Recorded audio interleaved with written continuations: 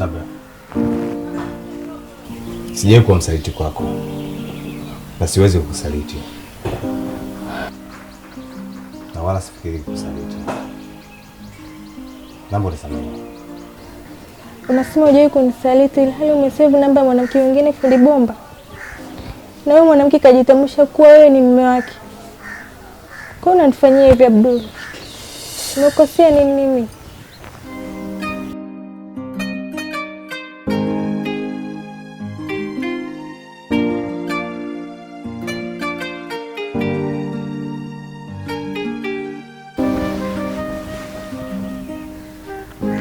Sabra,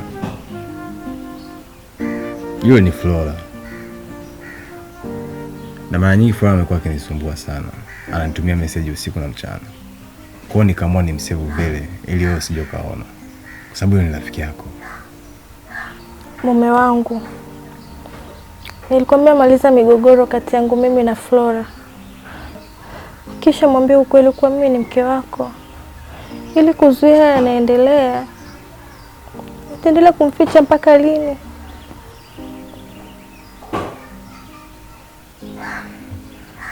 Sawa, nitafanya hilo mke wangu.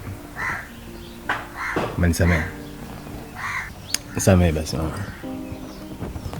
Nisamehe. Nisamehe bwana. Mke wangu. Baby. Nisamehe. Kweli umenisamehe? Ndiyo Mungu, nikusamehe. Nenda basi Mungu umenisamehe. Baby. Baby. Jumatatu inabidi uingie kazini kwa sababu muda wa mapumziko ya ndoa umeisha. Umeelewa? Ndio nimekuelewa mume wangu, lakini fanya juu chini. Flora asiondoke pale kazini, maana ndio kiunganisha juu yangu mimi na wewe. Umeelewa mume wangu? Sawa, nimekuelewa. Umetaka wewe kwa nini pingi? Nitafanya maliki yangu sana. Nakupenda sana. Nakupenda pia. Alipata barua yenye alama ya ukweli mchungu, maneno yaliyochoma kama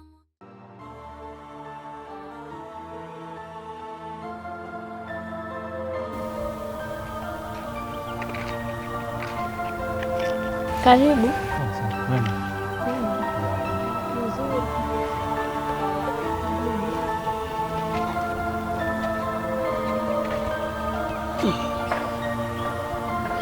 Naona hali yake bado haijakaa sawa.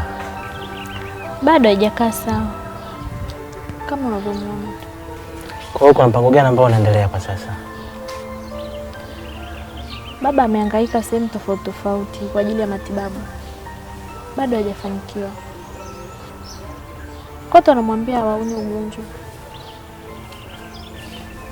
Hivyo kuna anti yangu anakuja, amesema atampeleka kwa mchungaji wake anamwamini. Kwa hiyo uko kwa mchungaji, unahisi anaweza akafanikiwa? Mimi sijui, ila itakavyokuwa sawa tu.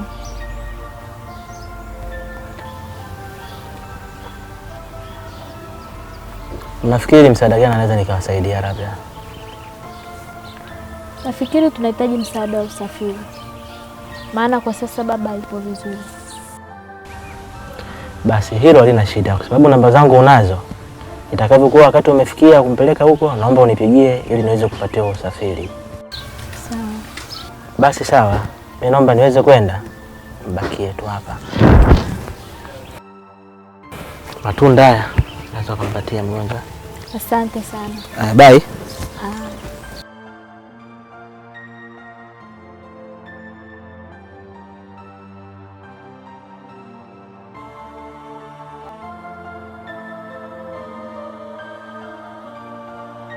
Pole sana. Kwa mujibu wa vipimo, tukiachana na vipimo vya pale awali, vile vile tumebaini tatizo jingine kwa mgonjwa wako. Tatizo gani tena daktari? Tumebaini mgonjwa wako amevilia damu kichwani. Hiyo mara nyingi husababishwa na mtu kama kadondokea kichwa, kapigwa na kitu kizito kichwani, unaona, na vitu kama hivyo. Kwa hiyo nendeni mkajipange nyinyi kama familia kwa ajili ya operation. Pole sana Maida. Dokta, Chifu atapona kweli? Atapona.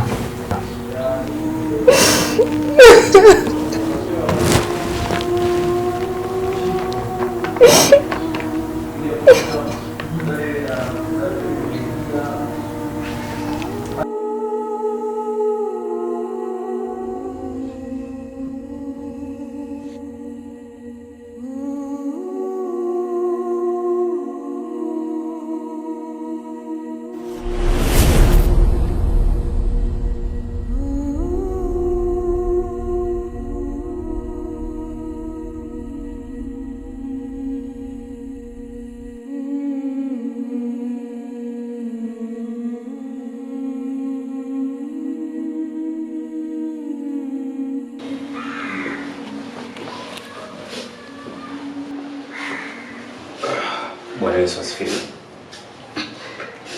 Nimelala. Vipi mtumishi, mbona unalia?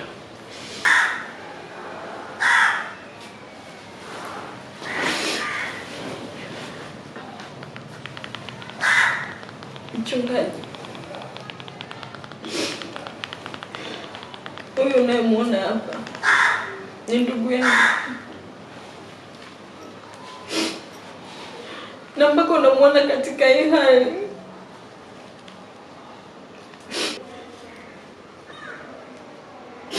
kwa sababu aliyokumbatia ushirikina, ndio maana yuko kwenye hii hali.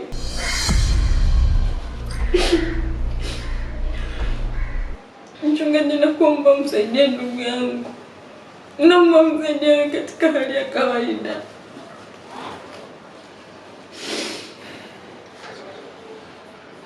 Haleluya. Amen. Maandiko matakatifu yanasema, njooni kwangu nyote mwelemewao na mizigo, nami nitawasaidia.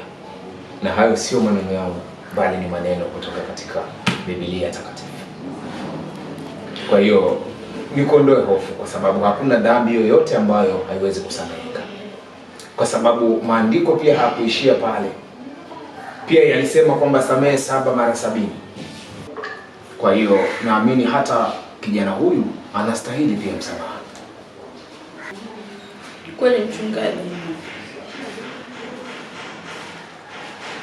lakini mimi nilishindwa kuvumilia kabisa kumwona katika hii hali, na ndio maana nimeona nimlete hapa kwako. Kila siku inavyozidi kwenda namuona kakaangu hali yake inazidi kudhoofika. Nakuomba mchungaji, msaidie. Sawa, nipo tayari kukusaidia. Ndugu yako anafahamika kwa jina gani? Anaitwa Matulanga. Okay. Naomba tusimame kisha tufumbe macho tuweze kuomba.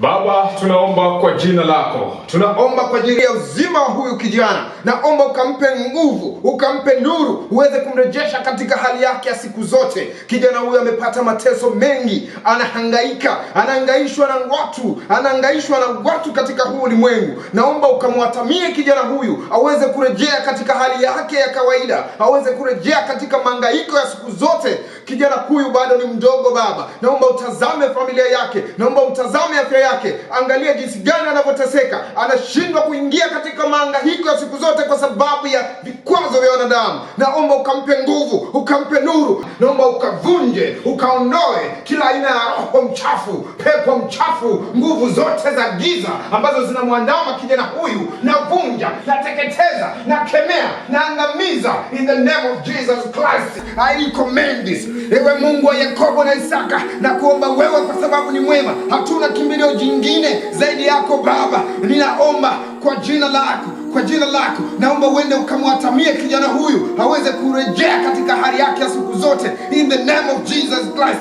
Wewe ndo mfalme wa nyika, wewe ndo simba wa Yuda, hakuna kama wewe. Wewe ndo Alfa na Omega. Ukisema yes, Hakuna yoyote wa kusema no. Mungu Baba, na kuamini, na ndio maana lipo hapa. Wewe ndio kimbilio letu sisi. Hakuna mwingine zaidi yako Baba. Hakuna mwingine zaidi ya Yesu Kristo mfalme wa Nazareth. Wewe ndio Simba wa Yuda. Wewe ndio Mungu wa Yakobo na Isaka. Ninaomba kwa ajili ya uzima wa huyu kijana. Naomba msaidie, aweze kupona, aweze kurejea, aweze kuwa mzima kama kawaida katika hali yake zote. Kama kuna uchawi, kuna aina nguvu ya giza yoyote ambaye inamwandama huyu kijana, basi naomba uweze kuvunja, kuteketeza, kukemea, na vunja, naondoa in the name of Jesus Christ.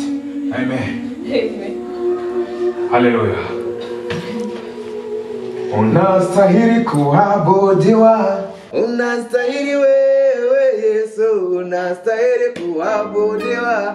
Unastahili wewe, unastahili kuabudiwa. Unastahili wewe Yesu, unastahili kuabudiwa. Unastahili wewe Baba, unastahili kuabudiwa. Unastahili.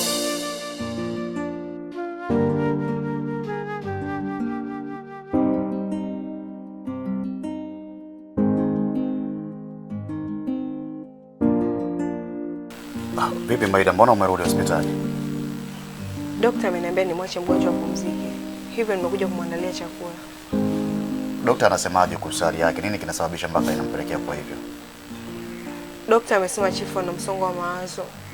Ndio maana amefikia hali ile. Na alivyodondoka amefikia kichwa. Hivyo sidhani kama atapona. Amesaidia sana kiukweli shemeji.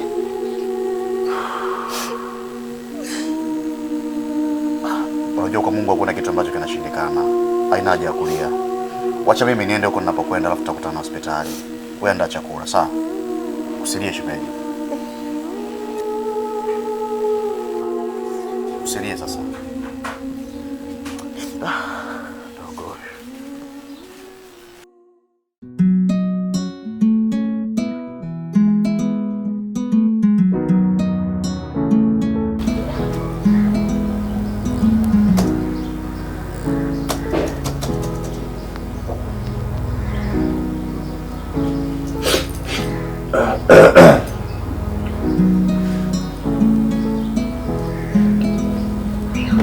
Karibu Yesu mwanangu. Asante.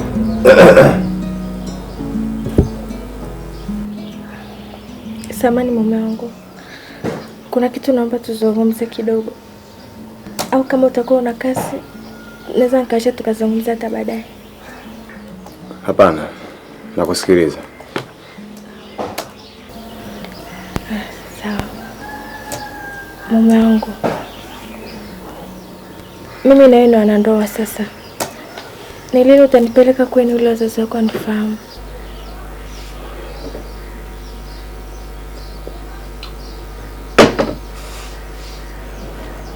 Nitakupeleka, lakini japo sioni umuhimu wa hilo swala unalizungumza. Abdul, unasema uone umuhimu wa mimi kufahamika kwenu? Ndio. Sioni umuhimu. Sasa, kwa mfano ukitokea ukaumwa au ukapata tatizo lolote, au utanipa wakati mgumu kwa taarifa wazazi juu ya taarifa hizo? Sabra, hebu acha maswala ya kitoto bwana. Sasa wazazi wangu ni madaktari au? Hapana Abdul. Mimi nazungumza hivyo kwa sababu si ni wanadamu. Hebu acha mambo ya kitoto bwana wewe. Mbona unaweza kuonyesha tabia zako za kijingajinga hivi mapema hivi? Nimeshazungumza mimi mwanaume kwamba nitakupeleka, lakini sioni umuhimu. Sasa ni kitu gani ambacho uelewi? Au unataka tubishane, si ndio? Ina maana sasa ni kwa wewe mwanaume, mimi mwanamke, si ndio?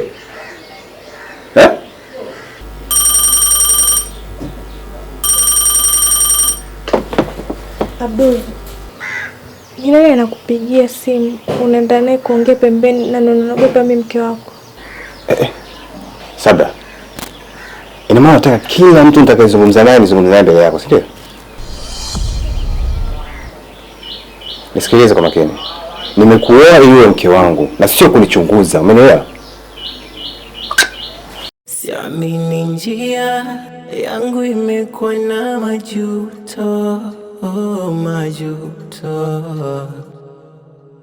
nayopitia, nauliza lini ni mwisho, ni mwisho. Natamani nitoe yaliyopo ndani yote hadharani wajue.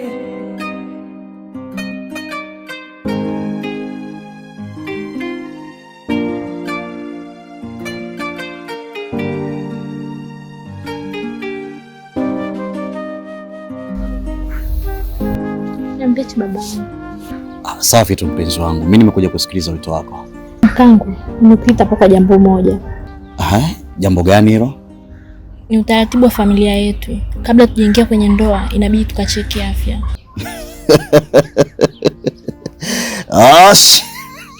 Sasa mimi nafikiri hilo ni swala zuri sana. Kwa hiyo unahisi mimi naweza nikawa na hofu juu hilo? Au ukitazama miili yetu kuna mtu ambaye anaweza kana magonjwa vya ajabu? Si tuko vizuri mama. Mimi niko tayari, niko tayari.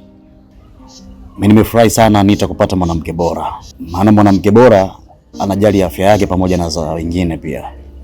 Hivyo itatufanya tunapoingia katika ndoa tukawa tunazijua vizuri afya zetu na tukawa tunajilinda zaidi.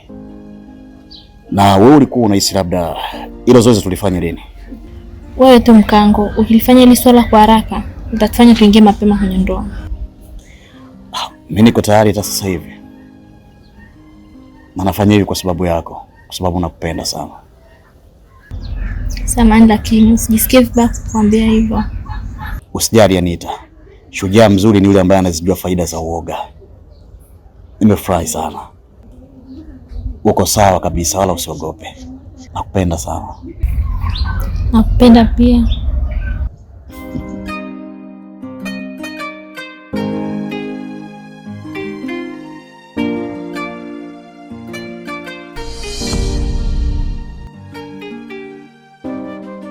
Kwanza nimefurahi nimeridhia niwape majibu yenu kwa pamoja. Bwana Mkango na Bi Anita. Hongereni sana. Asante sana. Kwa mujibu wa vipimo, majibu yenu yako kama ifuatavyo. Tukianza na upande wa Bi Anita, hongera sana, hauna maambukizi ya virusi vya ukimwi na damu yako iko safi. Hongera sana. Wow. Wow. Lakini tukirudi upande wa pili kwa Mr. Mkango. Ndio. Tumejaribu kutazama vipimo vyetu, majibu yameonyesha kuwa una maambukizi ya HIV.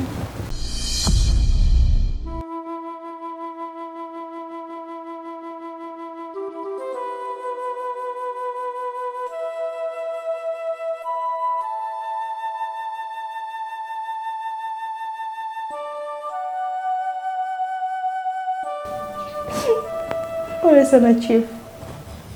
Mungu yupo pamoja na wewe. Mimi na imani tu utapona.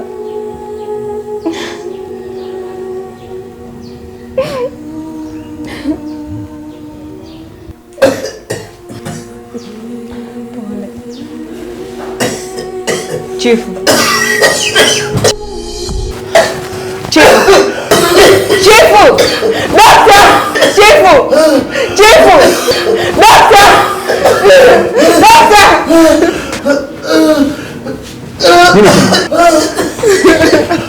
Dokter sini. Pisha kidogo.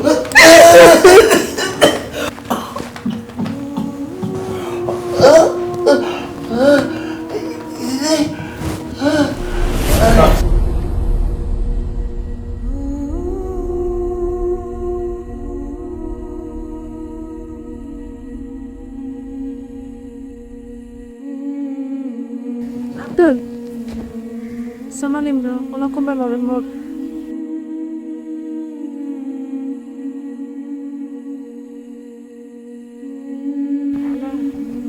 Unakumbuka yule dada tuliokuwa tunaenda kusiga ndoa tulikutana naye dukani?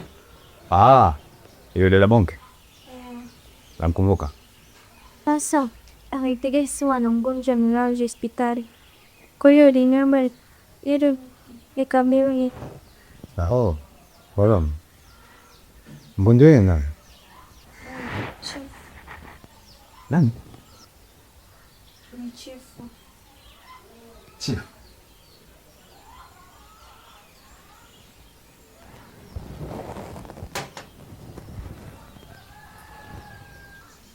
Kwa hiyo Sabla, unanunua ruksa ile ile kwa nani na ex wako, sio? Hapana. Limaida alinipigia simu Chiki anaumwa, kwa hiyo niende nikamuone. Kwa hiyo sikuona kitu kibaya. Lakini pia tu unasosi tunaweza tukaongozana wote. Mimi nakupenda naomba. Siwezi kukuposha ndoa yangu. Mbona mimi mtoto mdogo sije?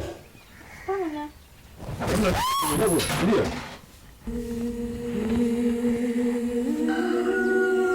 Sasa sikilize.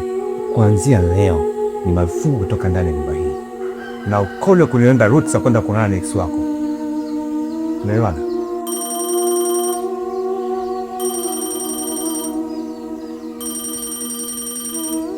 Na baada ya kumaliza kuongea na simu, naomba ufute namba 9 sasa hivi.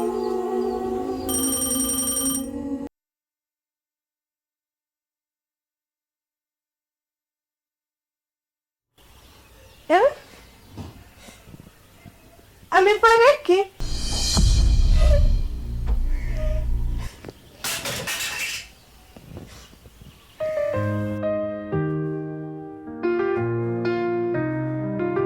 Sabra alikuwa na ndoto za nuru.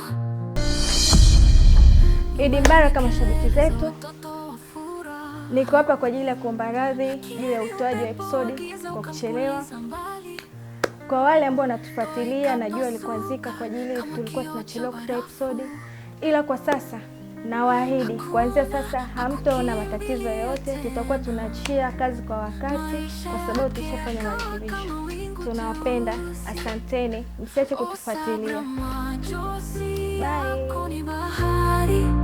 Kila tone la machozi ni siri ya maumivu.